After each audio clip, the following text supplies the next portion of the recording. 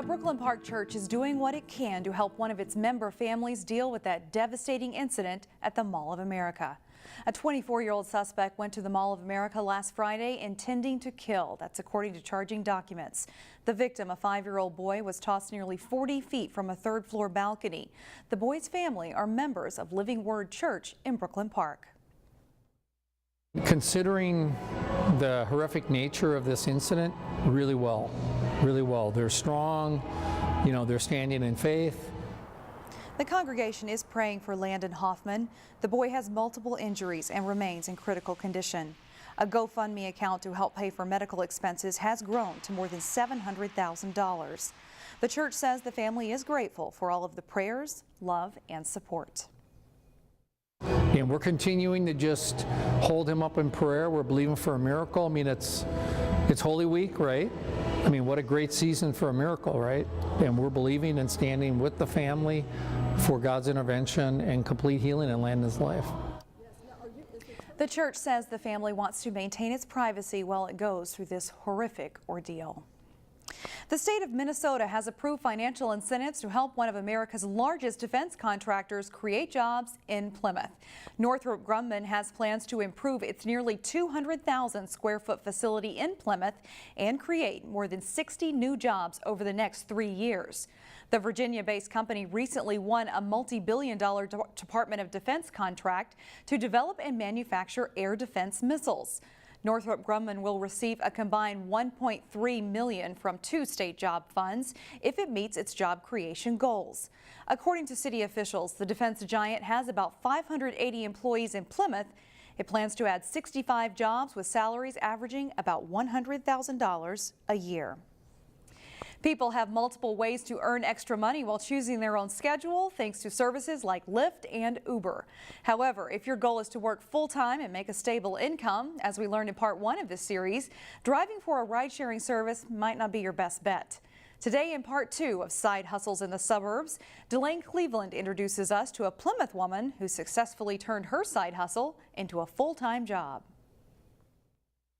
Do it some spicy. Visit any farmer's market Or 3 different varieties for 20. and you'll find people selling food directly to consumers. My goal to drop price a little bit and make sure people is happy. Every vendor has their own specialty. Simple and delicious. And for Plymouth resident Natasha Obuhov, There you go. her big draw is the traditional pierogi, an Eastern European dumpling that draws rave reviews from customers. It's awesome. They're going to be authentic. We buy them in the store usually, and they're not, they're good, but it's not going to be like a real homemade one. Yet before Natasha's pierogi makes its way to the farmer's market, Make a circles, take them out. They can make big pierogi like you see, or small pierogi. she first has to make them in this New Hope kitchen. The process is very labor intensive, but it's fun.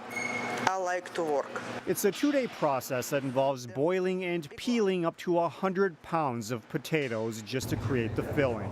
Then she has to make the dough from scratch and wrap each pierogi by hand. And seal them with my fingers, like this, like this, like this. Natasha moved to the U.S. in 2003 and started making pierogis as a hobby while she worked other full-time jobs. I came from Russia, and at Russia, it's very traditional, make pierogi.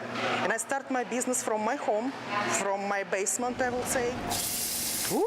Much to her surprise, she tapped into a market that had a taste for her homemade blend of comfort food. People told me, Natasha, your stuff is so good, it's real pierogi. You should go to the farmer's market. Okay, let's take them out. 5 years ago, she found this New Hope kitchen that allowed her business to grow and produce more food in the process.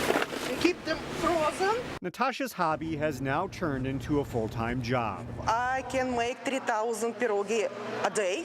Granted, it comes with a number of fixed costs, from kitchen rental to boxes to labor to the food itself. All money from my pocket. It's like, woo. But it's a small price to pay to do something you're passionate about. You should work very hard to push your dream, but dreams come true. And in this case, Traditional way how to serve pierogi. Natasha's dream come true provides others with a sense of joy. We love everything about pierogies. In Blaine, Delane Cleveland, CCX News. And this summer, you'll be able to find Natasha's pierogi at farmers markets all around the Twin Cities. Her hope is to one day have her own booth at the state fair. Teachers say today's standout student is one they'll remember for a long time as a model student. Meet Julius Robinson, a student who is about to graduate from Robbinsdale Academy, Highview. Hey, Dust. Julius Robinson is not the first student you'd notice when walking into a room. But teachers say this quiet leader is one they'll remember for years to come. Brother Robinson, I'll tell you,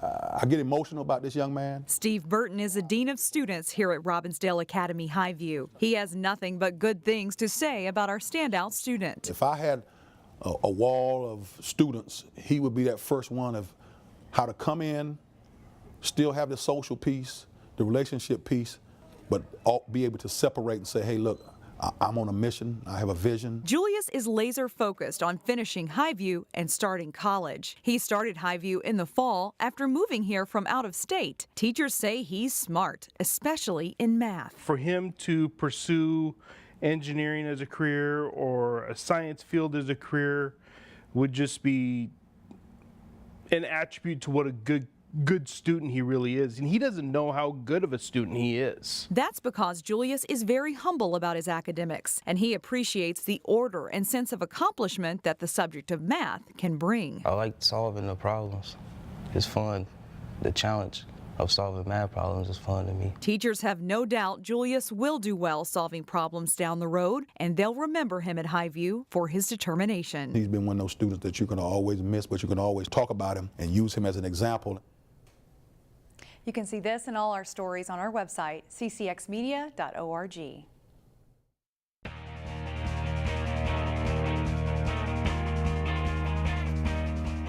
The Osseo baseball team lost a pair of road games early last week before our snowstorm. The Orioles got back on the field for the home opener Tuesday. New Osseo skipper Joe Lavin leading the Orioles for the first time at home. At the bottom of the first inning, Osseo's A.J. Valerio with a line drive toward the gap, and a great diving catch there by Dylan Livgard of Andover, robbing him of a hit. The strikeout here by Osseo starter Walker Holtgren ends the Huskies' second. Holtgren works a no-hitter through 5 innings. Top of the 6th, still scoreless. The Huskies with runners on first and second. Conrad Kitch stabbing the grounder, steps on third, ending the threat. Top of the 7th, Andover catches the Orioles napping a bit here, and Carson Wadle steals home to give the Huskies a 1-0 lead. Bottom of the 7th, Osseo gets runners at second and third, but the groundout ends the game. Andover wins 1-0, dropping Osseo to 0-3 on the season. Osseo softball team came into their Tuesday game with a 1-1 record. The Orioles were at home Tuesday evening to face Andover in the Northwest Suburban Conference game. Bottom of the first inning, Osseo's Serena Lee punches a single to center field. Erica Schulte scores. It's 2-1 Andover after 1 inning. In the third, the Orioles get out of a jam with good defense. Caitlin Schulte to Hannah Carmen, and then Kendall Podretz at first, 4-6-3 double play. Top of the 4th, 2 runners on for Andover. Corin Olson grounds to second.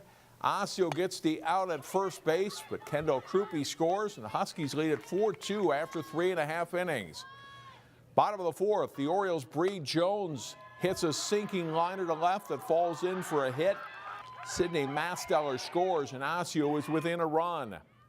Same score in the 5th. Carmen at the plate, and she drives a ball deep to center that lands over the center fielder's head. Riley Kotke and Sophie Almquist both score, and the Orioles take the lead 5-4.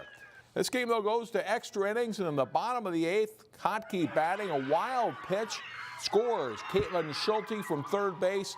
Osseo wins 6-5 in 8. Also, new Cooper softball coach Sarah Vandenberg leading the Hawks against Minneapolis Southwest. Cooper pitcher Laura Beener delivers a hitter. Beener driving it to deep left over the fence for a 2-run shot. In the bottom of the first, the Hawks go up 2-0. Beener strikes out the side in the 3rd inning. She puts zeros on the board on the Lakers in the first 4 innings. Bottom of the 4th, Claire Stromberg drives it to deep left. This one stays in the park, but it scores Taylor Querim. It's a double for Stromberg, and it's 3-0 Cooper. Southwest gets the bats going in the 5th. Anya London drives it to deep right center. Her double scores Erica Leeske. The Lakers get one more and they pull within 3-2. Cooper gets an insurance run on the bottom of the sixth. Emma Jennings singles past the shortstop to score Emma free tag to make it 4-2. That run turns out to be big. Southwest scores in an error to pull within 4-3 in the seventh, but with a tying run at third, the bunt doesn't pay off. Cooper gets the final out. They win 4-3, and the Hawks are now 2-0. The Cooper girls lacrosse team won its season opener. They looked for another win as they place host to Hastings in non-conference play. It's the visiting Raiders starting strong. Libby Judge scores, and it's a 4-0 Hastings lead. Down 5-0, Cooper gets on the board. Number 8, Lauren Welly dodges a defender and puts the shot home. It's a 5-1 game in the first half. Hastings, though, gets the next two. Jada Hansen buries it from close range at 7-1 Raiders at the half. Cooper battles back though. Anna Poloni steals the goalie's clearing pass and scores to pull the Hawks within 7-3. Maeve Snapko scores from the 3 position as Cooper again pulls within 4 goals at 9-5. But Hastings is never seriously threatened. Taylor Hoffmeister scores on the bouncer to make it 11-5 Raiders. Cooper does get the last 2 goals, but it's not enough as Hastings wins 11-7.